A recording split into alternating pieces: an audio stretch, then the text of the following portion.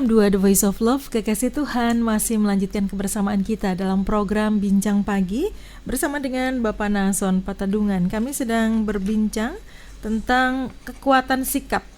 Jadi sikap kita itu menentukan kinerja Tuhan dalam kehidupan kita, khususnya berkaitan dengan berkat, dengan pertolongan Tuhan, begitu ya. Tadi sikap menentukan kekuatan doa. Dampak berikutnya, Pak Nason. Ya, yang kedua, sikap menentukan penggenapan janji Tuhan.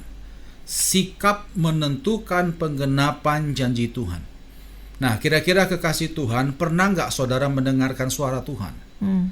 Saya percaya kita semua pasti pernah dengar suara Tuhan. Nah, suara Tuhan itu tidak selamanya diartikan kita dengar secara audible di telinga kita, tidak. Tapi suara Tuhan juga bisa berupa sapaan rema dari firman yang kita baca atau rema firman dari yang kita dengarkan dari khotbah. Contoh, misalnya kita pernah ada masalah, lalu kita pergi ke gereja, lalu ternyata pendeta yang khotbah kok pas tentang masalah kita. Saya yakin kita pernah mengalami semua seperti itu. Nah, itu suara Tuhan. Atau mungkin kita lagi ada pergumulan, lalu kita saat teduh, ternyata renungan kita hari itu bertepatan dengan masalah yang kita hadapi. Nah, itu adalah suara Tuhan. Nah, yang jadi persoalan adalah pada waktu kita dapatkan rema itu, baik dari khotbah maupun juga dari renungan firman yang kita baca, apakah masalah kita selesai? Nah, tentunya kan tidak, gitu. Karena itu masih berupa janji. Jadi itu masih berupa janji dan masih perlu waktu untuk menunggu penggenapan janjinya. Jadi perhatikan kekasih Tuhan, antara janji dan penggenapan janji di tengahnya ada waktu. Sekali lagi, antara janji dan penggenapan janji di tengahnya ada waktu. Jadi ada masa-masa di mana kita harus menantikan penggenapan janji tersebut. Nah, di dalam masa-masa penantian itulah saudara harus jaga sikap baik-baik. Karena dari sikap itu nanti akan menentukan saudara bisa menerima penggenapan janji itu atau tidak. Seperti tadi kan firman Tuhan yang dibaca di awal, Yeremia 18, kalau saudara baca ayat 9-10, di sana Tuhan katakan, kepada satu bangsa aku hendak memberkati, tapi ternyata karena bangsa itu melakukan apa yang jahat di depan mataku, Tuhan tak jadi berkati. Nah, coba kita buka lagi dalam Yesaya 30, ayat yang ke-18. Ini yang banyak anak Tuhan tidak paham. Karena mereka seringkali dapatkan rema-rema seperti ini. Bahkan ada yang berkata, pernah waktu itu ada yang cerita ke saya, Bu Wahyu, saya waktu itu Pak lagi ibadah, tiba-tiba itu pendeta dari mimbar datang ke saya, lalu menyampaikan pesan Tuhan. Dan itu memang betul, Pak. Saya nggak pernah kenal tuh hamba Tuhan. Tapi yang jadi masalah, kenapa kok sampai hari ini nggak pernah terjadi? Ada apa? Nah, saya nggak mau salahkan siapa-siapa, tapi mari kita koreksi diri sikap kita bagaimana, kan begitu. Nah, Yesaya 30 ayat 18 dikatakan di sana, sebab itu Tuhan menanti-nantikan saatnya hendak menunjukkan kasih-Nya kepada kamu, sebab itu Ia bangkit hendak menyayangi kamu, sebab Tuhan adalah Allah yang adil, berbahagialah semua orang yang menanti-nantikan Dia. Dari ayat itu kita bisa lihat bahwa Tuhan punya waktu sendiri untuk menggenapi apa yang Dia firmankan. Makanya dikatakan sebab itu Tuhan menanti-nantikan. Nah, oleh karena itu sikap kita harus bagaimana? Perhatikan pada kalimat terakhir di ayat Yesaya 30 ayat 18. Berbahagialah semua orang yang menanti-nantikan Dia. Nah, sekarang jadi pertanyaan, dalam masa menanti-nantikan itu, Pak, apa yang harus kita kerjakan? Sikap yang bagaimana yang harus kita miliki? Nah, mari kita buka Ibrani 10 ayat 36.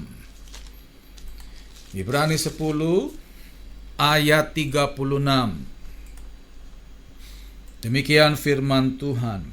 Sebab kamu memerlukan ketekunan, supaya sesudah kamu melakukan kehendak Allah, kamu memperoleh apa yang dijanjikan itu. Sebab kamu memerlukan ketekunan, 1. Supaya sesudah kamu melakukan kehendak Allah, 2. Kamu memperoleh apa yang dijanjikan itu. Kita perlu tekun. Tekun ngapain? Melakukan kehendak Allah. Jadi ini sikap menentukan penggenapan janji Tuhan. Nah, jadi kalau Bapak Ibu kekasih Tuhan yang sudah sering alami rema Tuhan berkali-kali, nggak jadi-jadi, coba cek ada apa dengan sikap saudara. Saya sangat percaya Tuhan yang kita sembah adalah Tuhan yang sangat mengasihi kita. Tapi ada kalanya Dia masih memberikan berupa janji bahwa Dia akan memulihkan hidup kita. Nah, kembali kepada kita, sikap kita bagaimana? Kalau sikap kita benar, maka nanti pada waktunya Tuhan, apa yang Tuhan janjikan akan kita terima. Oke, jadi sikap kita menentukan penggenapan janji Allah dalam kehidupan kita. Contoh bagus di Alkitab itu kayak Musa, Bu, ya. Jadi Musa dijanjikan Tuhan akan masuk ke tempat Perjanjian. berlimpah susu dan madunya. Ke tanah Tapi perjanjian. ternyata waktu di Meribah dalam Bilangan pasal 20, Musa itu sempat punya sikap yang tidak baik, yaitu sombong. Nah, gara-gara itu nggak jadi. Nah, Salomo juga, Tuhan pernah berbicara kepada Daud bahwa Tuhan akan kokohkan kerajaan Salomo asal dia bertekun melakukan seperti yang Tuhan kehendaki. Tapi ternyata dia murtad. Nah, itu dia. Jadi sikap menentukan penggenapan janji Tuhan. Next. Yang ketiga, dampak dari sikap adalah sikap menentukan masa depan keturunan. Sikap menentukan masa depan keturunan. Jadi berdampak panjang berarti Pak Betul. ya? Oke. Nah, saya percayalah kita semua orang tua yang sudah punya anak, ya pasti doa kita, harapan kita kepada Tuhan supaya Tuhan bisa memberkati anak-anak kita lebih baik dari kita. Itu saya yakin doa semua orang tua. Nah, tapi pertanyaannya, apakah dengan doa saja cukup? Ya, tentu tidak. Kita memang harus doa, tapi harus dibarengi juga dengan sikap kita sebagai orang tua yang benar di mata Tuhan. Supaya nanti lewat sikap itu, anak-anak kita pun juga diberkati. Ya. Nah, banyak orang tua itu ingin anaknya luar biasa, ingin anaknya diberkati, tapi dia punya sikap tidak pernah sesuai firman Tuhan. Bagaimana bisa? Mari kita buka Ratapan 5, ayat yang ke-7. Jadi kalau Anda mendengarkan program Bincang Pagi bersama dengan Pak Nason, Anda diajak rally baca Alkitab. Ya, kita hendaknya ada dasarnya kan, Bu? Ya. Lebih enak begitu. Ya. Ratapan 5 ayat yang ke-7. Ratapan 5 ayat 7 dikatakan di sana, Bapak-bapak kami berbuat dosa, mereka tidak ada lagi, dan kami yang menanggung kedurjanaan mereka. Bapak-bapak kami bikin dosa, mereka tidak ada lagi, kami yang nanggung. Jadi kita sebagai orang tua, kalau ingin betul anak-anak kita diberkati Tuhan, kita harus punya sikap juga yang benar sesuai dengan kehendak Tuhan. Kalau tidak, ya jangan salahkan, doa kita hanya lepas aja di udara dan tidak akan pernah terjadi seperti yang kita doakan. Justru anak-anak kita jadi lebih susah gara-gara kelakuan kita. Contoh kesaksian. Saya pernah nih, kebetulan salah satu kasus yang kita tangani. Jadi kebetulan teman saya sendiri, ini udah lama kejadiannya. Jadi anaknya ini waktu itu masih kelas 2 SD. Anaknya ini sering sakit-sakitan, alergi lah, apa gitu banyak. Jadi keluarga ini hampir dalam satu minggu itu bisa bawa anak ini ke rumah sakit atau puskesmas sekitar sampai 3-4 kali, Bu. Bayangkan. Jadi mereka sempat sambat, mereka bilang gini, Pak Nason, kami tuh nggak bisa nabung. Aku kerja, istriku kerja, tapi nggak bisa nabung, Pak. Uang kami tuh habis tuh berobat anak satu ini. Kenapa ya, Pak? Padahal kita sudah doa ya, kita juga sering bawa ke hamba Tuhan, kita juga jaga makanannya. Kenapa ya, Pak Nason?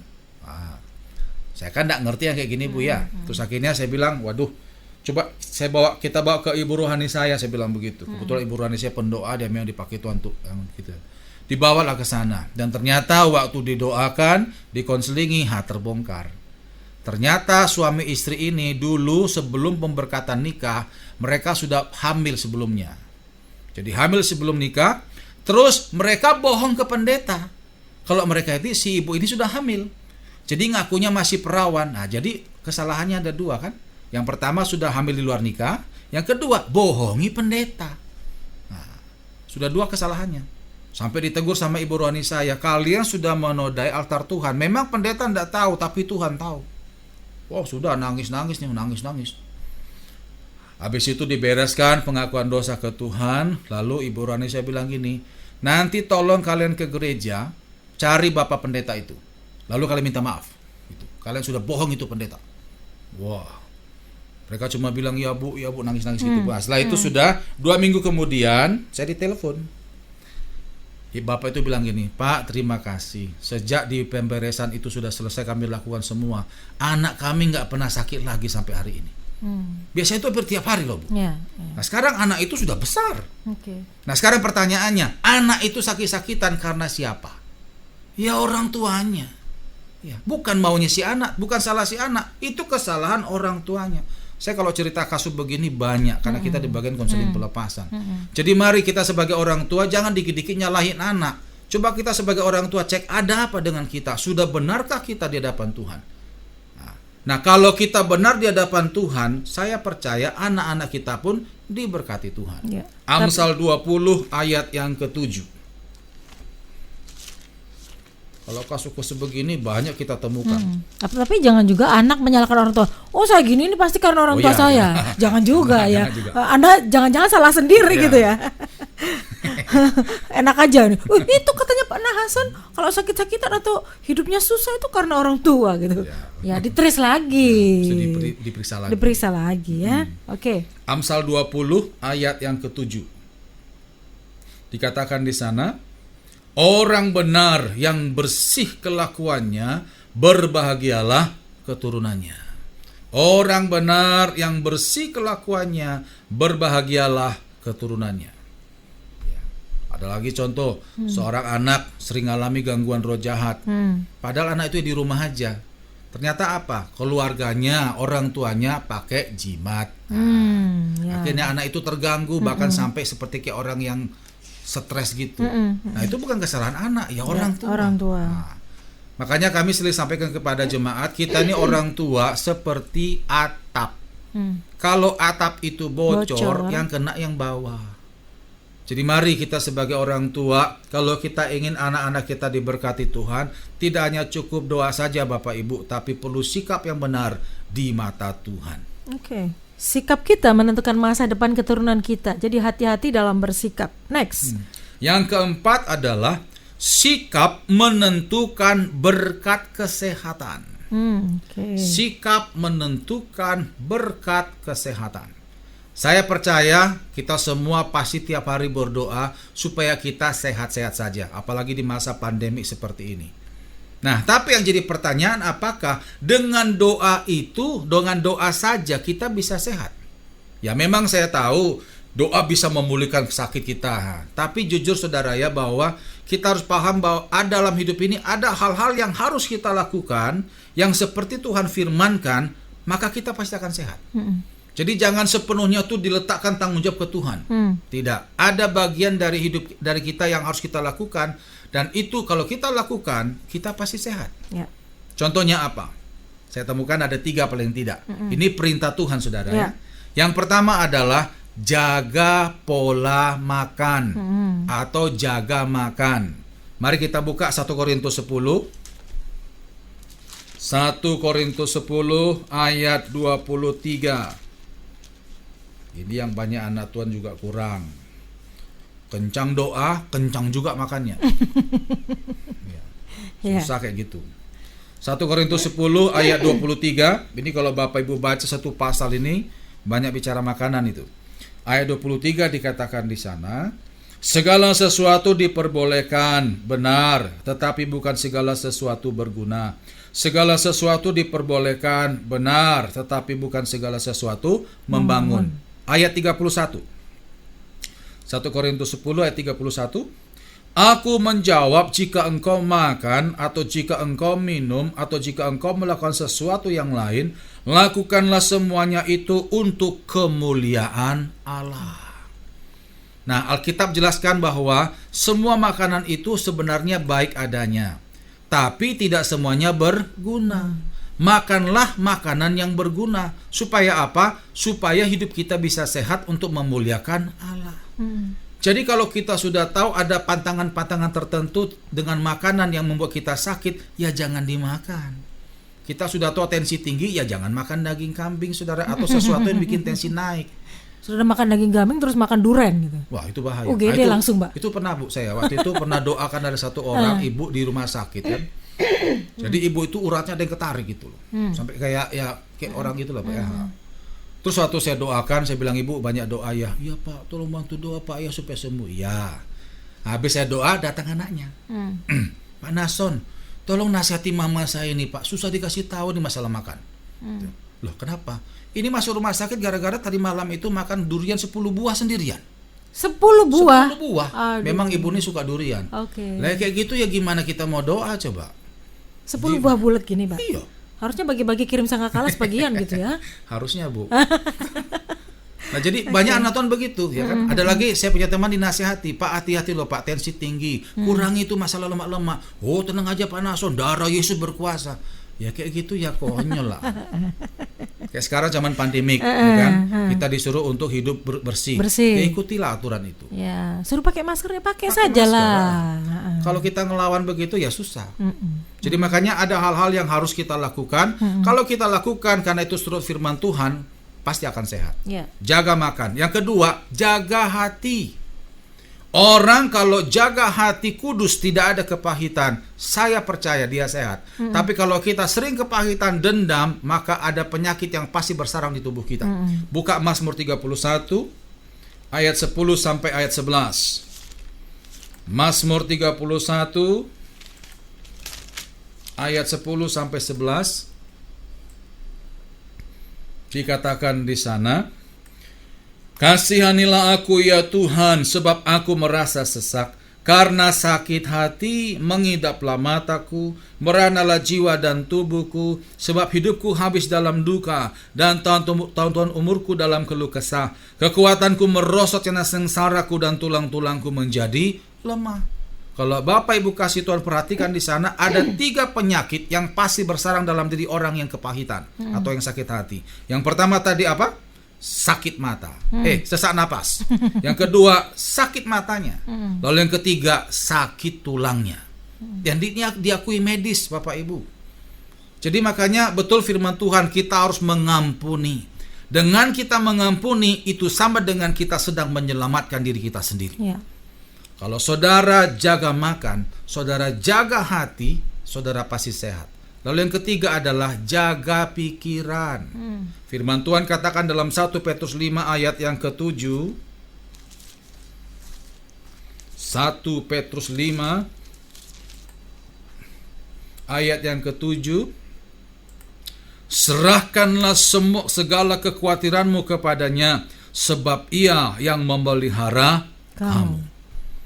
Coba kalau kekasih Tuhan pikir-pikir ya, renungkan jujur. Orang yang khawatir, cemas, lihat jam istirahatnya. Apakah cukup? Tidak. Nggak bisa tidur. Nggak bisa tidur. Dan kalau sudah nggak bisa tidur, daya tahan tubuh melemah. Orang seperti itu rentan dengan penyakit, saudara. Alkitab katakan, serahkan kekhawatiranmu kepada Tuhan, sebab Tuhan yang memelihara hidup kita. Jadi kalau kekasih Tuhan perhatikan, kita jaga makan, ya, kita jaga hati, kita jaga pikiran, tambah lagi kita jam doa diperhatikan baik-baik. Saya percaya kita sehat. Kalaupun sakit ya sakit-sakit biasa lah, misalnya perubahan cuaca, flu batuk ya biasa lah itu kan. Tapi zaman sekarang flu batuk orang pada takut tuh Pak. Oh iya, tapi itu kadang-kadang yang lain juga. Tapi kalau ada orang yang sampai karena kepahitan lalu kena kanker, waduh, sedih kita mendengarkan itu, saudara. Jadi makanya sikap menentukan berkat kesehatan. Kalau Anda mau diberkati kesehatan di hari-hari ini, jaga makan, jaga hati, jaga pikiran. Karena itu perintah Tuhan. Karena itu perintah Tuhan ya. Betul. Dan jangan kaken pola ya. Pola hidup, pola makan, dan jangan kaken pola. Oke, baik. Kekasih Tuhan, masih ada satu lagi. Tadi Pak Nason bilang ada 5 sikap yang menentukan karya Tuhan dalam kinerja Tuhan dalam kehidupan kita. Satu lagi, apa itu? Sabar dulu. Kami akan perbincangkan sesaat lagi.